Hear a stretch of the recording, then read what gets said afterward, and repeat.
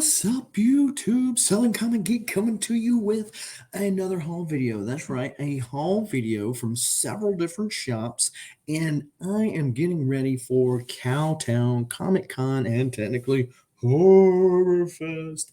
That's right, here in Dallas or the greater Dallas area, technically Hurst, Texas. But if you want to see what I picked up, stay tuned for the video.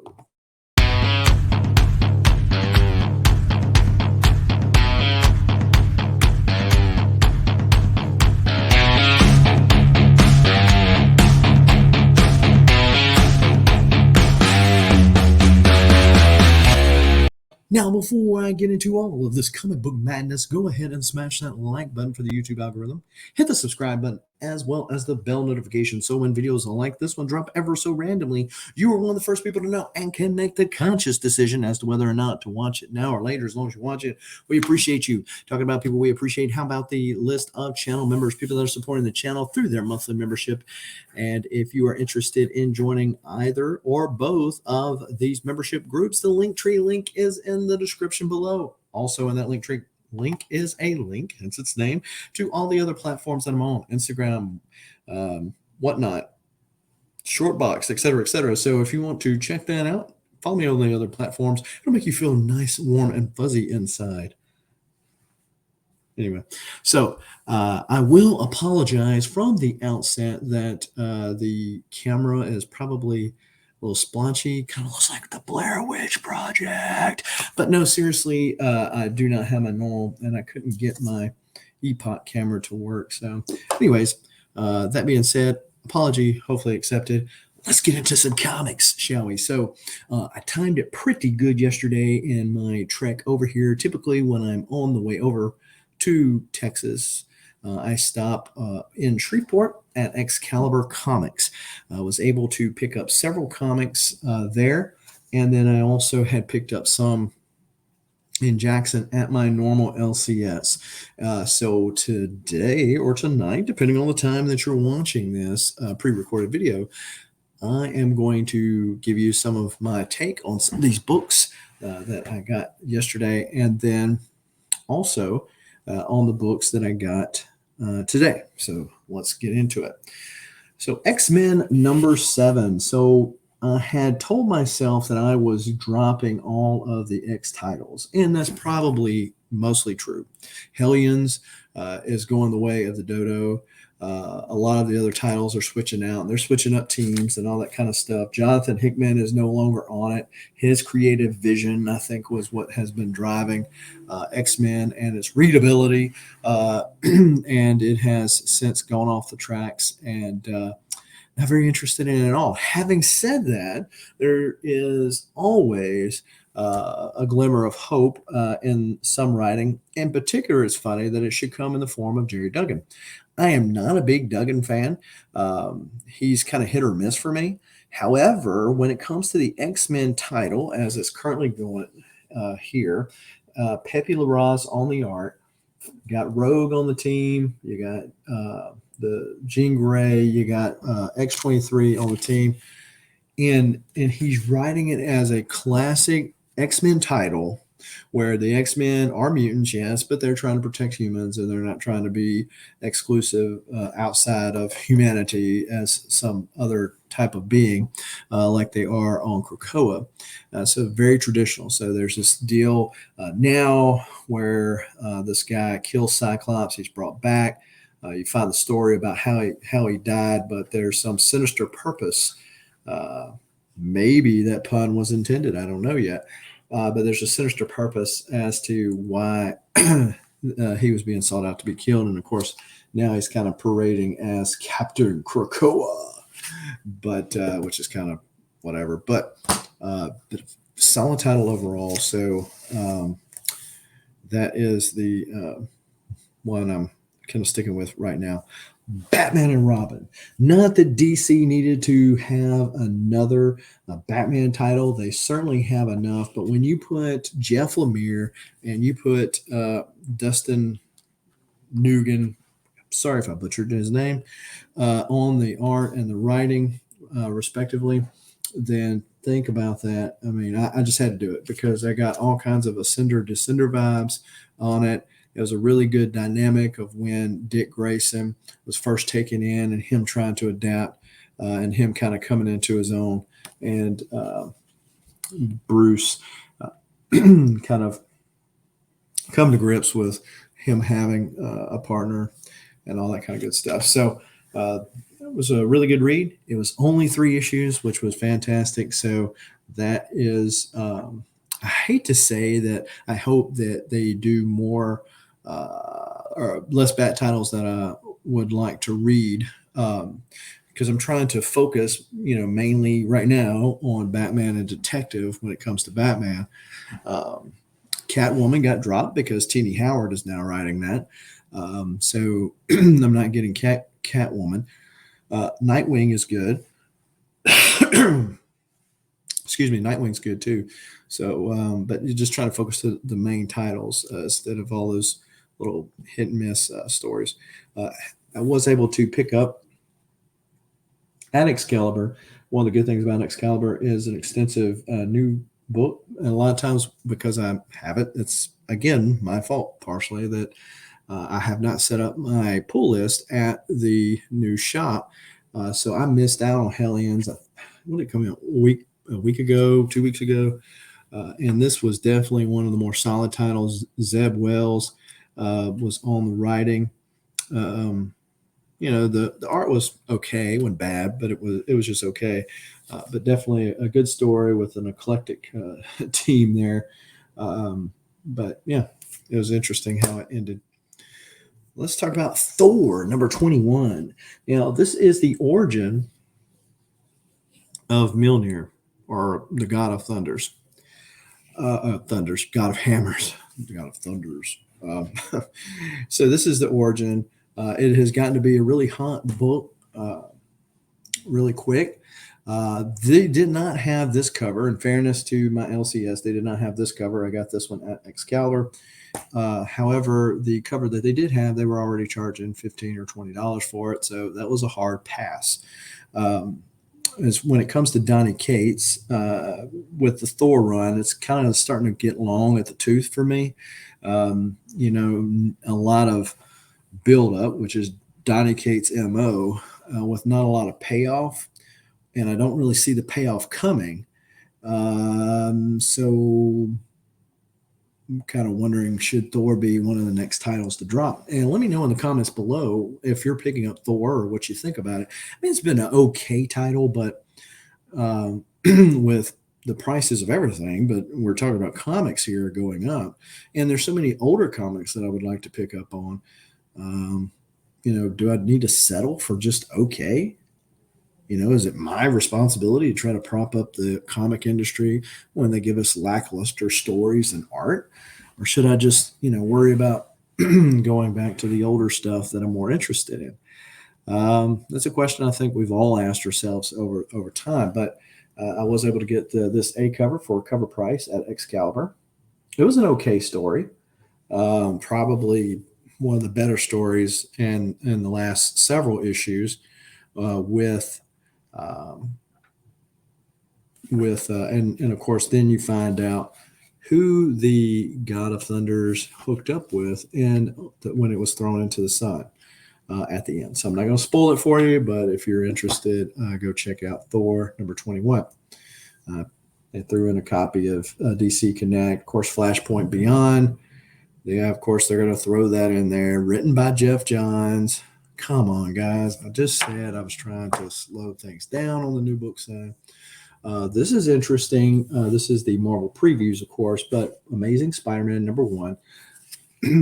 I had in the past collected Amazing Spider-Man. I had in the past picked up all the issues of Amazing, and they just weren't amazing, right? So now you have Zeb Wells, who I just mentioned was going off of Hellions and now is going to be going with John Romita Jr. Now, John Romita Jr. is hit or miss for me. Sometimes you can just feel that he's mailing it in. His art style is not one of those art styles that fits with anything. in my opinion. He does better. There's just some things that he just resonates with. And in the past, when Straczynski was on the title back in the early 2000s, I feel like he was in his groove. He was in his rhythm. Superman title that he was just doing our action was not great at all. Felt like it was mailing it in. So I'm probably going to give it a shot when ASM 1 comes out, and hopefully it does not disappoint both in the art and the writing with that. So that was my opinion. Detective Comics 1049. I always like to get these Lee Bermejo covers. They're just pure fire, and this was no exception. This one came out 2 weeks ago, and I waited because I didn't want to just pick up the A cover because, I mean, the A cover is okay, but now that DC has decided to raise its prices, I just get the B ones. Star Wars 20. This one came out last week. Fortunately, again, for being able to go to a bigger shop and pick up one. This is Star Wars 20. This book got a little hot too because of Yoda's appearance in here, but also because it's mentioning the High Republic characters, as well as some other ones that had not been previously mentioned in Marvel canon. So this was probably one of the more interesting stories in the Star Wars line. There's even a scene right here where it shows a lot of the characters that we know. There's Qui-Gon, there's Yoda, there's the lady whose name is escaping me from the High Republic, and yeah, so it was a pretty good story. So I was glad of that. I picked up Harbinger 4 for my LCS. Robbie Rodriguez, talking about his art, not his personality and such, but with his art is one of those, like I mentioned with Ramita. Some of it fits and some of it doesn't. I read the first issue of Harbinger. I have not been able to get the subsequent issues. You'll see in a minute that I have them now. So when they announced Harbinger and kind of the direction that they wanted to go, I said, all right, I'm out. I'm not even interested in it. However, there was a cool cover for the number 1, red number 1, and it was okay. So I've got 2 through 4 now. I'm going to read it, and we will see whether or not it is a dud. I do like that now they seem to be bringing back some of the storylines and characters from the golden age, or I guess that would be technically silver, the Dinesh years at Valiant, and bringing some of those back and tapping back into some of the storylines. Whereas there for a while after Dinesh left, they were just kind of rudderless. That probably came from Heather Antos, who doesn't know where she's going either. All right, Wolverine number 4. So this is from the Jason Aaron run. That's a Jay Lee cover. And I needed this to kind of complete like a good solid run in this volume. Now I have Wolverine 1, which is the miniseries, 2, which is the one that went through the 90s. I have all of volume 3. Current one's like volume 7, I think. I've just been evaluating my space, my collection, et cetera, lately. And it's like, do I have to have every single issue? Is this series worthy of me keeping it? Just because it's Wolverine doesn't mean I have to have it, right? I could have Wolverine 1 through 4, the first one, and then just keep the current series or a few in volume 2. Volume 2 is obviously, the current volume, because your current storylines, but volume 2 is the most nostalgic for me because those were the ones that I picked up off the newsstands in large part. But do I have to have those? Because I wasn't a big fan of the Jason Aaron run because I have read some of it. It's just one of those things. So there was like 3 other ones that I needed in that run. I just elected to get that one, and we'll kind of go from there. Superman 78, 6 of 6. Cannot Robert Venditti write a Superman title, whether it's action or whether it's, well, of course, I know the Superman is the son of Superman, but Action Comics and what they're doing with the Superman right now, Leave me a comment below if you like it or not. I don't, but that's just my opinion. Superman 78, however, gives you all those nostalgic vibes. You feel like Christopher Reeve has jumped out into the veil. It's just classic Superman doing the right thing because it's the right thing to do, having all the power. And then that's what Brainiac's like. I don't understand how one being of your power could see good in these people and fallacy. And it was just like this.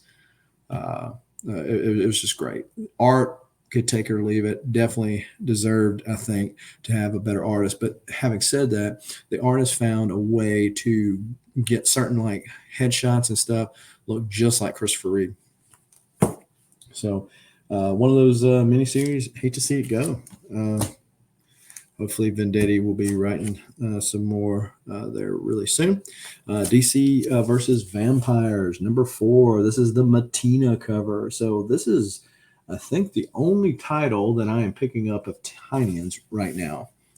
And it's okay. It's okay. The art, is kind of meh.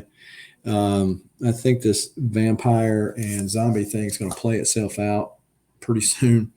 And they'll let it lay low and then they'll bring it back up again. We got Detective Comics 1050, the Lee Bermejo cover. Again, went with it. It's 1050, so it gives some excuse as to why we should have a more expensive book. Having said that, I have been pleasantly surprised by Tamaki's writing on Detective. Bruce is the Bruce Batman. Classic Batman is not in Detective right now, and so, but I still like it. Got Nightwing and all the other cast of characters in there, and Bruce is a Batman with Josh Williamson at the helm. So I'm liking that. And this was one of the things I was talking about with size, cost of the books. They had a great 4-part connecting book, and normally I would have picked up all of those. Especially because it had one with the Joker on it. But I was like, man, I'm going to pay $6 and $7 for each one of these just for the cover. I'm a little pass. Not to say that because most of those probably will not be that expensive. I'll be able to catch them at a cheaper deal. So I decided to wait on it. Shadow Man number 5. I actually found this at Second and Charles. There in Shreveport, Louisiana, came out this week. Dead Side War, which is going to be tying back in, which I think is past time for the Valiant universe to be tied back in, and is the 3rd largest connected universe, obviously behind DC and Marvel.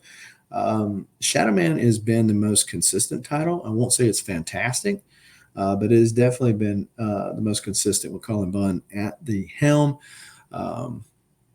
So hopefully they will get some good ones on the various other titles that they are bringing back, and they can kind of see somewhat of a resurgence. I Am Batman number 5. A Man Without a City. So after at the end of this one, he decides he's going to go to New York because that's where his sister and his mom are going, and he's going to represent. Obviously, he's just wanting to say, hey, there is a black Batman, not a white, just a white Batman, which is fine, whatever. And kind of in here, he's like, hey, I don't want to be under Bruce's shadow, which is fine, and to be his own person. So I hope he really develops as a character. Not a big fan of Ridley's writing, but still, with that said, I'm still picking it up. Robin number 10. Very fun issue, which this series has. It's, as I've said before, is kind of endearing me to Damian Wayne, whereas in the past I was not a Damian Wayne fan, so enjoying that. Task Force Z number 4. I don't know. I think that, because the art's really not doing it for me. I got it mainly just because it was with Red Hood in there. I'm hoping this is going to end really soon because it's going downhill fast. Star Wars High Republic, Trail of Shadows. I've been picking up most of the High Republic stuff. I want it to be successful. I want it to do good. Having said that, most of it is very lackluster.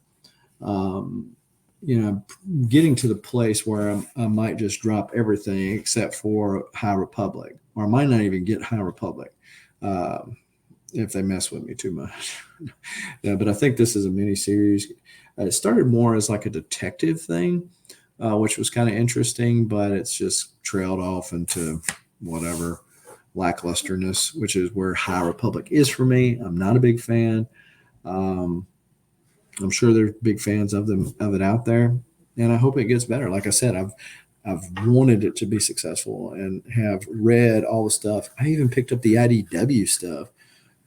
Just try to get immersed at my mind around the idea of having, aside from Yoda, which is just making cameos anywhere, a whole new cast of characters that is we've never known before, but are somehow very integral in the way things will play out. I don't know. It's just not working for me just yet. So I did make a pit stop at a Walmart in Texas, and I did pick up Joker the Criminal. Now, I had pre-ordered this through GameStop, put $5 on it, but they told me that I can move that $5 to another one of the figures because, as I said in the previous video, GameStop has gotten very, very slow about picking up their stuff. Also said in a previous video, the Swamp Thing video, go check that out if you hadn't already, but that because of space, that I was kind of evaluating not just my comics, but my toys as well.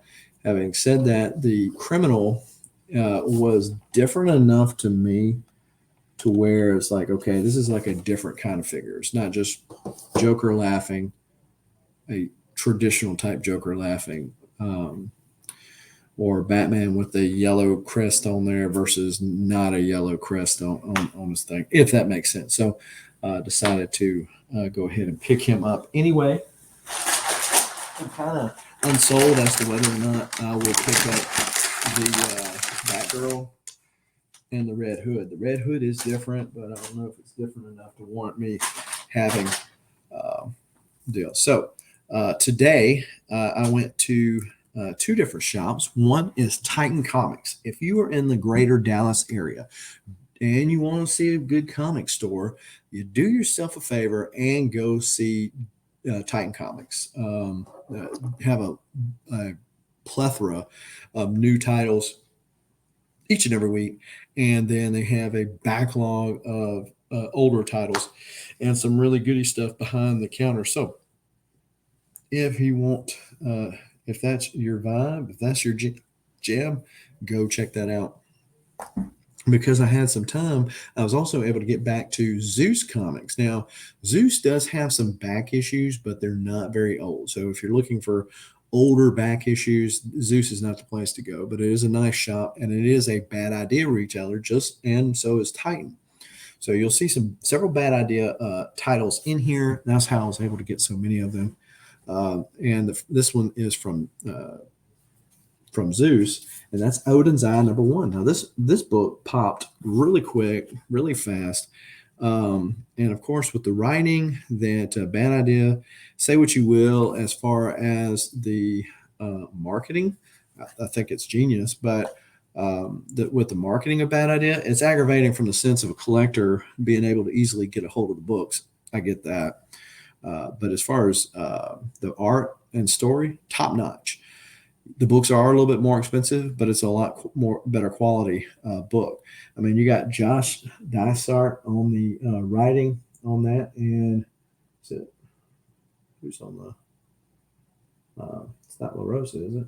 But anyway, it's just great stories. So that book title had popped. It had 5 copies, but that bad idea will not let the retailer sell more than one. Last time I was there, I didn't say anything. And I don't think they paid attention, and they just rang it through. But I had 2 Pirate Queens in there. But this time they had 5 Odin's Eyes. I was going to get the other ones and sell them. But they said, because I picked up 2, and I was like, could I go back and get the other ones? Well, you're really not supposed to have but the one. All right, well, I'm not going to argue, whatever. Also picked up random Earth 2 World's End #19. The reason why I picked this up is because in the Tyler Kirkham mystery box that I got last month before last, I got a art page from inside of this book. And I saw it because it was on the front of the box. I said, "Oh yeah, let me see if they got that one." It's not a book that's like worth a whole bunch or anything like that. I paid $3.25 for it, so I just got it because I had that art page in there. Picked up Transformers '84 Secret and Lies issue 4. And issue 3. I had the issues 1 and 2. Those are the ones with the John Jane covers. But I wanted to read the rest of the story. So picked up. Then I was able to complete the volume 2, which is it started with Jason Aaron, but Karen Gillian, Greg Pak. We're doing it later on. So of volume of Star Wars. So this is Star Wars 75. That's the last issue. Star Wars 61. 59. And I've just been picking them up here and there if I could find them. It wasn't a high priority. Like I say, soft collect Star Wars 55, 52, and today is the day. Be honest, if I had thought about it after I got these other books I showed you, I probably would have just picked up some of these and not all of these, but I already had them pulled out, so I just went ahead and bit the bullet. Star Wars 50. Star Wars 49. And that's the only ones I needed. It's rare that you find a Golden Age Batman. They got this listed as a 2.0, and it's $22. So this is Batman 146. So I have Batman 146 forward now. Picked up Blue and Gold number 5. Been kind of a fun series. I don't know when this one came out, but again, it helps when you go to a big shop, where you weren't able to get those because they only ordered so few rather at your local shop, or they had already sold by the time I got there. So I mentioned that I got the Harbinger one, so Harbinger 3, and there's Harbinger 2. Picked up Joker number 7. This is, of course, a homage to the Green Lantern. One where Hal Jordan has all the Green Lantern rings. And so I take that back. I said earlier that I only had the one title with Tynion, but Joker is written by Tynion. But Joker, I know, is ending, so not going to be much longer there. But so this is actually Banks is the one that did the Green Lantern one, so he did this one as well, Daryl Banks. Which, by the way, if you hadn't checked it out, I think Bearded Comic Bro did a interview with Daryl Banks. So there you go. Picked up the movie homage poster to Stray Dogs, Dog Days. I passed on this yesterday, but ended up getting it today, which was the Deaths of Wolverine. I was like, wait a minute. This came out last week. What happened? That was the Lives of Wolverine, Jason. Pay more attention. This is the Death X-Men number 7. I've been whittling down on a lot of these, but, got Rogue right here. Had to pick up the Southern Gal. We got Odin's Eye, number 2. So, yeah, the Titan had all of them but number 1. So I was fortunate that I had time to get by Zeus and pick up the other 3. 4. 5. Pirate Queen number 2. I think. No, it's 3 somewhere. Pretty good story as well. And then there's number 4, Pirate Queen. Then we got Monster Kill Squad, number 3.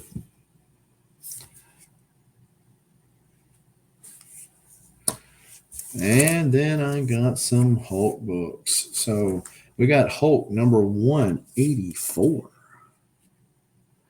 So I've got 184 forward on Hulk. So pretty dope. Got 167. We got 160. And it's rare that you find,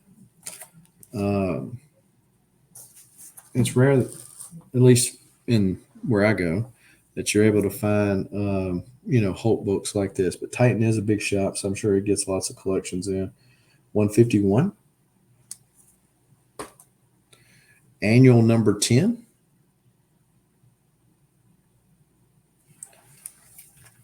Got annual number 6.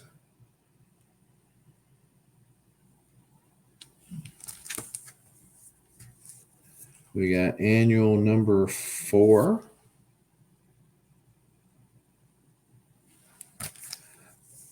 And I got Tales to Astonish, 66. Madame Macabre. And then this one was not on the radar. It was actually one of those little slots in front of the box, pull-out box. And so I said, well, that's too cool now that I know it exists. It was only $4.50. So it is Hulk number 8, variant edition, and it is an homage to King Size Hulk in 1 with Rocket holding up Groot. I am Groot. You are heavy. So he's holding him up like Hulk does the Hulk title. So that was pretty fun. And I was able to pick up some boards and bags. Who would have thought that picking up boards and bags would be just as cool as picking up a grail in some cases? It's a crazy world we live in. Now, hopefully you are watching this all the way to the end, and I will be airing this tomorrow, which is Friday, January 28th. Then Saturday, January the 29th, I will be at Cowtown Comic Con and Horror Fest. They've got, and they call it Horror Fest, because it's basically like Cowtown was, where you had comic vendors, et cetera, et cetera. They have several people from horror movies, like celebrities from horror movies and stuff like that. There's a couple of probably more local flair artists that are going to be here. The biggest name comic-wise that's going to be here is Miko Siyan. Of course, Big Time Collectibles is going to be here. So, and he'll be set up at their booth like he was last time. And so if you're in the greater Dallas area, or you're going to be in the greater Dallas area, or you can get to the greater Dallas area, Hurst, Texas in particular, come check out Cowtown Comic Con, which is going to be January the 29th. So come check it out.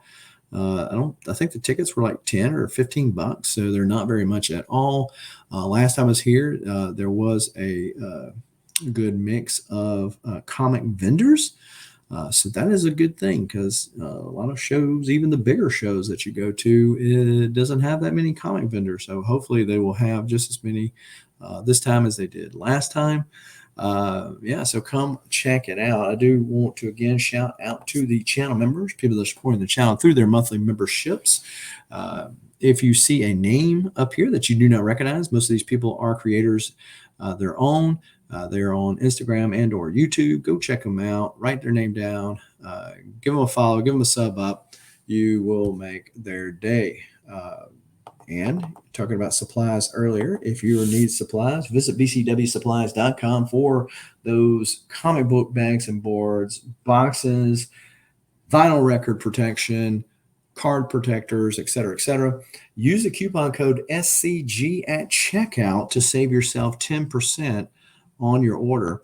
If you have not done so already, be sure to drop the hammer down on that like button, the subscribe button, as well as the bell notification. So when these videos that go up ever so randomly go up, you will know about it. You can watch it when you watch it. As long as you watch it, that's the main thing. Till next time, keep reading, keep collecting. Adios.